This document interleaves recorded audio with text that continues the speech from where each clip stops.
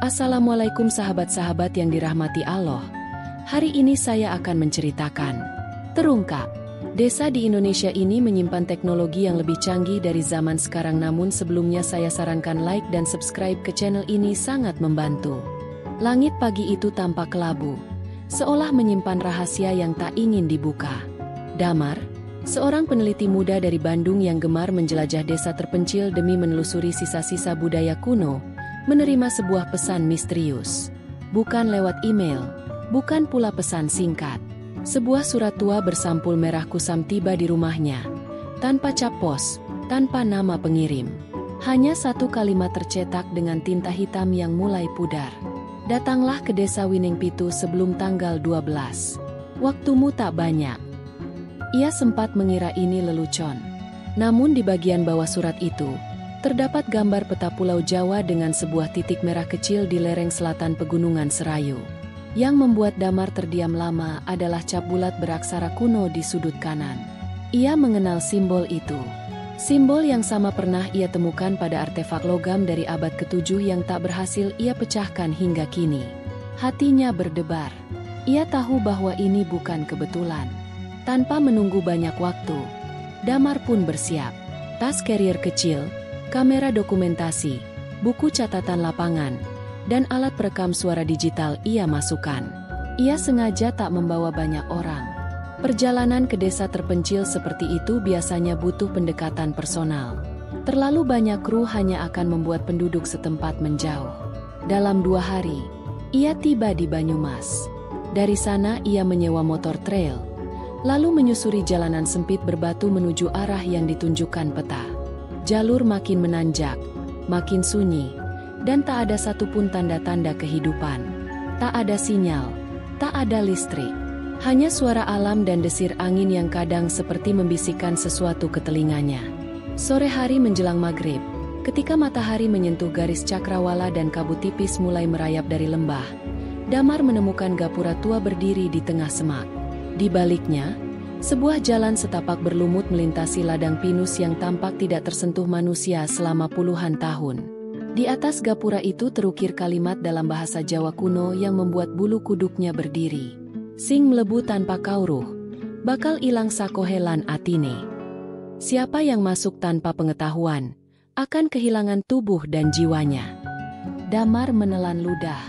Tapi entah mengapa, langkah kakinya tetap maju. Ia tahu, sesuatu sedang menunggunya di dalam sana. Sesuatu yang selama ini mungkin hanya dianggap mitos. Ia tidak tahu bahwa malam itu, ia akan melihat sesuatu yang bahkan tak pernah dibayangkan manusia modern. Jalan setapak yang dilalui Damar makin menyempit, dan kabut kini turun begitu pekat hingga hanya menyisakan jarak pandang sejauh 1 lengan. Angin berhenti bertiup, dan sunyi terasa menyesakkan. Hutan di sekelilingnya seperti tak bernyawa. Tak ada suara burung, jangkrik, bahkan dedaunan pun seolah enggan bergoyang. Setelah berjalan sekitar 20 menit, Damar tiba-tiba melihat cahaya kuning redup dari balik pepohonan. Ia mendekat dengan langkah hati-hati. Ketika tirai kabut terbelah, terbukalah sebuah pemandangan yang tak masuk akal. Desa itu berdiri tenang di tengah lembah. Rumah-rumahnya terbuat dari batu abu-abu halus, tidak seperti bangunan tradisional dari kayu atau bambu. Permukaannya rata, nyaris tanpa sambungan. Atapnya bukan dari ijuk atau seng, tapi dari semacam bahan tembus cahaya yang berpendar pelan seperti batu pualam disinari rembulan. Tapi yang membuat Damar tercekat, bukanlah arsitekturnya. Di tengah desa, berdiri sebuah menara logam mengkilap setinggi pohon kelapa dengan cahaya berputar perlahan di puncaknya, menyebar ke segala arah. Tak ada suara, tak ada mesin, tapi sinarnya seperti menembus kabut dan menghalau semua gelap. Ia tak pernah melihat teknologi seperti itu, bahkan di pusat penelitian manapun. Seseorang muncul dari balik rumah terdekat. Seorang lelaki tua, berjubah hitam, rambut panjang putih terurai, dan tatapan mata tajam seolah bisa menembus isi pikiran. Tapi wajahnya damai, nyaris seperti tidak tersentuh usia. "Damar," ucap lelaki itu dengan suara dalam dan tenang. Damar mundur 1 langkah. "Bagaimana Anda tahu nama saya?" Lelaki tua itu hanya tersenyum. Ia memberi isyarat agar Damar mengikutinya. Tanpa banyak tanya, Damar berjalan di belakangnya, menyusuri jalan berbatu halus menuju sebuah bangunan bundar yang terbuat dari logam hitam dof. Di sana, seorang wanita muda sudah menunggu. Wajahnya bersih, matanya jernih, dan ia memegang benda kecil mirip batu giok namun menyala lembut di dalam telapak tangannya. "Kami sudah lama menunggumu," kata wanita itu. Damar merasa jantungnya berpacu tak menentu. Semua ini terlalu asing, terlalu canggih, tapi anehnya, terasa seperti bagian dari dirinya yang telah lama hilang. Ia belum mengerti, tapi ada sesuatu di tempat ini yang seperti ingin menjelaskan semuanya.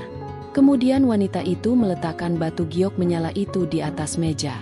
Seketika, udara di ruangan berubah. Benda itu mengeluarkan cahaya dan mulai memancarkan bentuk 3 dimensi di udara. Peta langit, planet, simbol-simbol kuno, dan gambar wajah Damar sendiri. Dan dalam sekejap, ia menyadari, ia bukan sekadar tamu di desa ini. Ia bagian dari sesuatu yang jauh lebih besar. Ruangan bundar itu tiba-tiba menjadi hidup. Gambar-gambar holografik berputar perlahan di udara, memancarkan warna biru kehijauan yang memantul di dinding logam. Damar nyaris tak bisa bernapas melihat wajahnya sendiri muncul di antara simbol-simbol yang tidak ia kenal.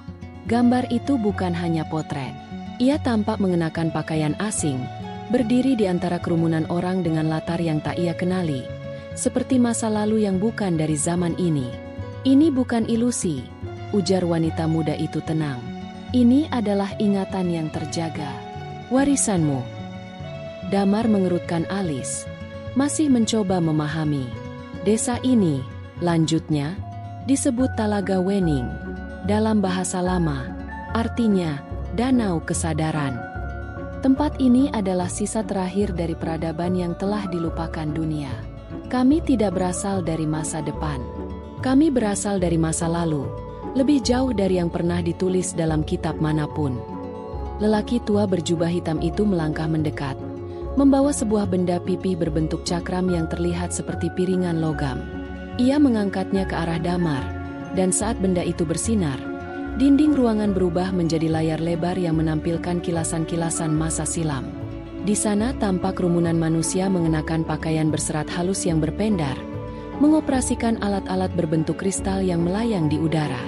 Mereka menggerakkan benda tanpa menyentuhnya, menyembuhkan luka hanya dengan getaran cahaya, dan membangun struktur megah hanya dengan menata resonansi suara.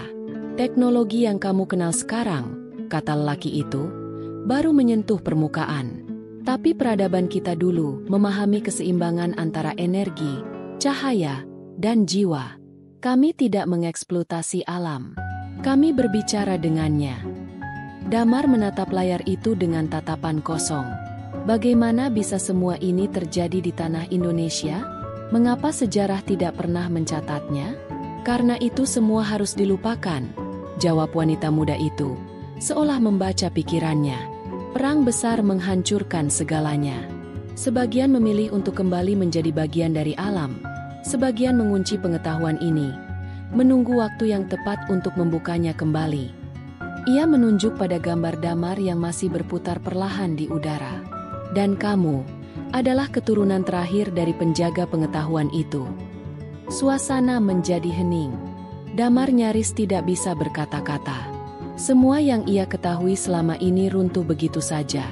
Dunia di luar sana sibuk berbicara tentang revolusi industri, era digital, dan kecerdasan buatan. Sementara di hadapannya sekarang berdiri bukti bahwa masa lalu sudah jauh lebih maju dari yang bisa dibayangkan.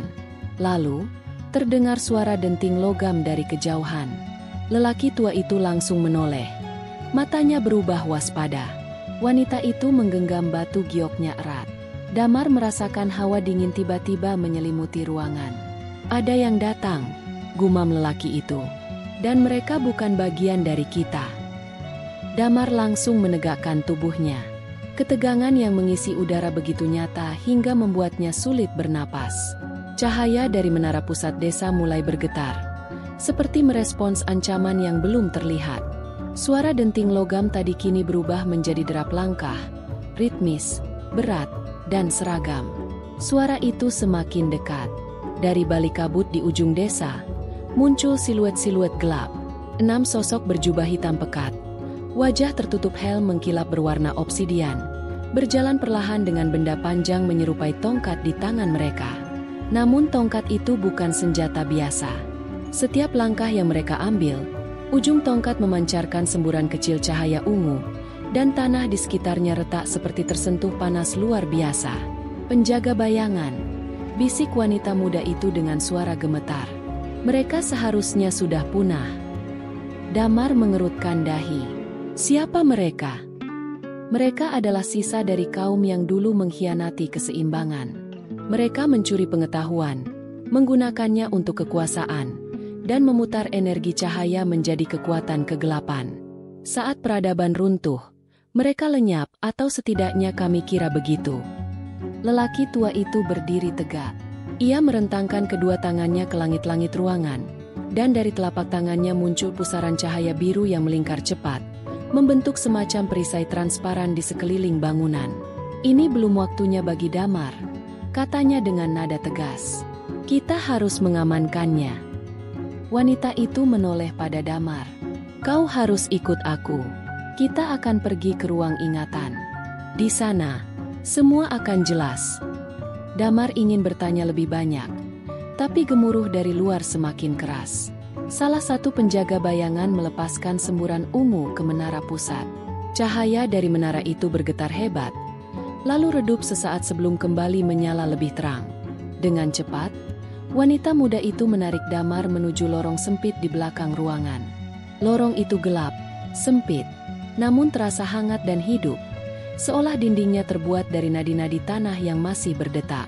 Di ujung lorong, mereka tiba di sebuah ruangan berbentuk bulat sempurna. Di tengahnya, terdapat semacam batu kristal besar setinggi pinggang, terukir rumit dengan simbol-simbol yang perlahan menyala saat Damar mendekat.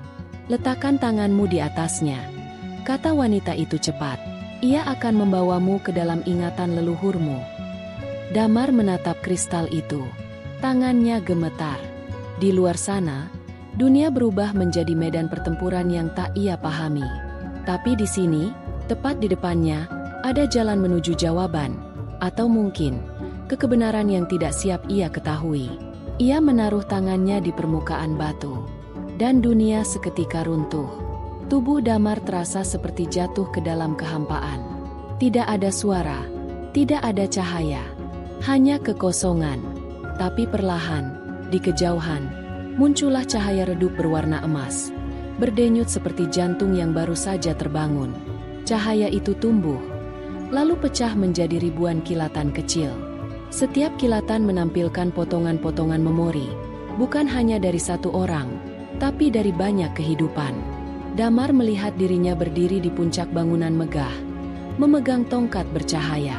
Ia memimpin sebuah upacara agung, dikelilingi ratusan orang yang mengenakan pakaian bercahaya dan menyanyikan nyanyian purba yang menggema di antara pilar-pilar kristal.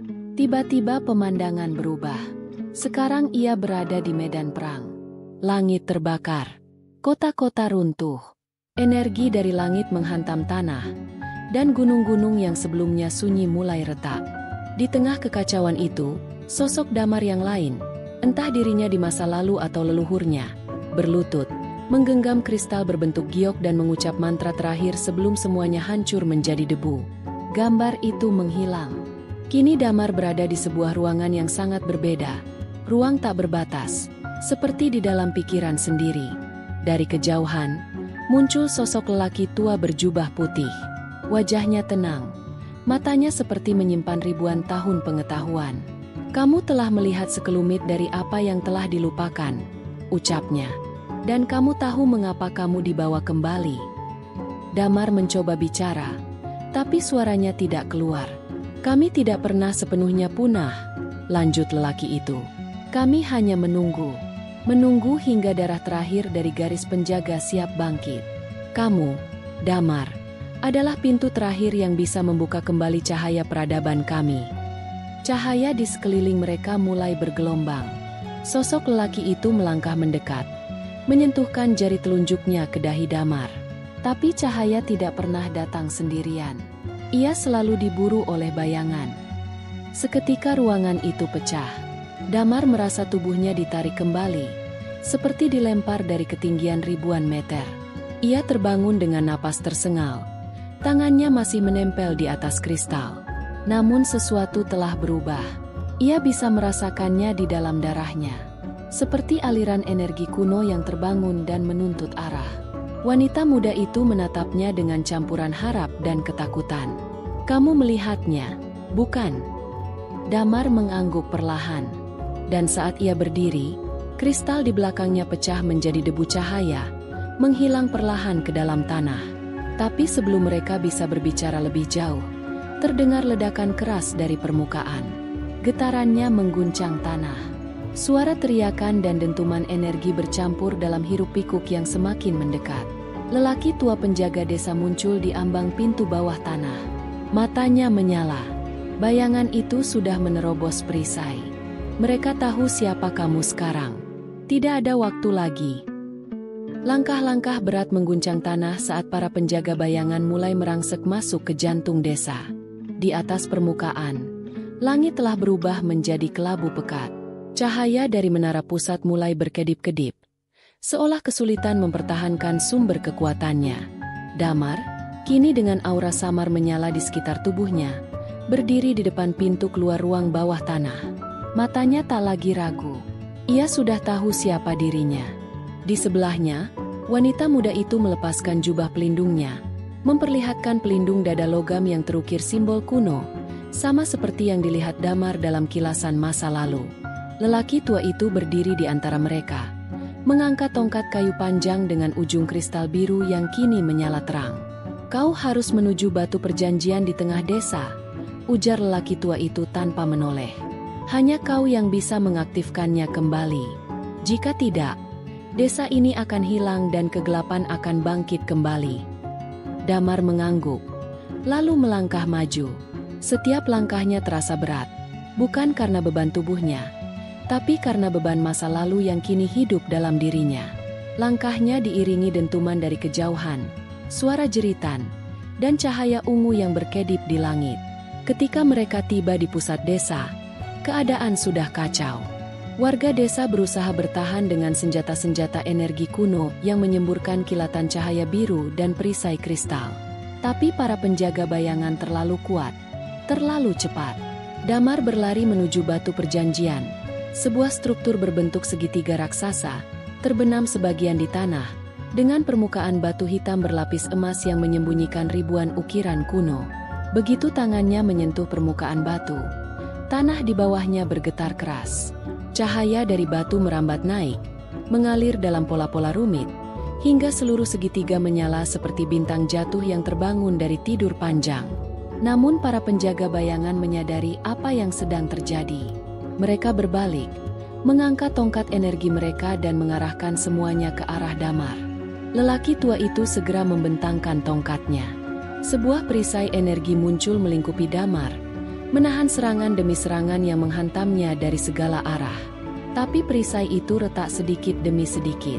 Wanita muda itu berteriak sambil melompat ke arah salah satu penjaga bayangan, menebas dengan pedang bercahaya yang muncul dari lengannya.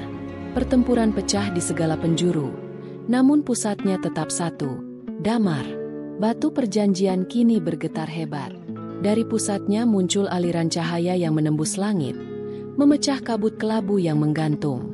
Cahaya itu membentuk simbol besar di angkasa, simbol yang sama dengan yang terukir di dada Damar sejak lahir. Lelaki tua itu menjerit, "Sekarang, Damar, ucapkan namamu." Damar memejamkan mata. Dalam pikirannya, ia melihat wajah-wajah dari masa lalu, leluhurnya, para penjaga cahaya, dan akhirnya dirinya sendiri. Bukan sebagai pemuda bingung, tapi sebagai warisan dari peradaban yang nyaris punah. Ia membuka mata. Suaranya mantap. "Namaku adalah Damar Aryasena, penjaga terakhir cahaya." Cahaya meledak dari tubuhnya, mengalir ke batu, ke tanah, ke udara, memukul mundur seluruh penjaga bayangan dalam satu hentakan tak terlihat. Langit menjadi jernih. Para penjaga bayangan lenyap, seolah ditelan oleh kehampaan. Dan dalam keheningan yang tersisa, Batu perjanjian berdiri tegak, kini tak hanya sebagai peninggalan masa lalu, tapi sebagai simbol bahwa warisan itu telah kembali hidup. Damar berdiri diam. Napasnya berat, tapi matanya telah menyala seperti bintang di ujung dunia.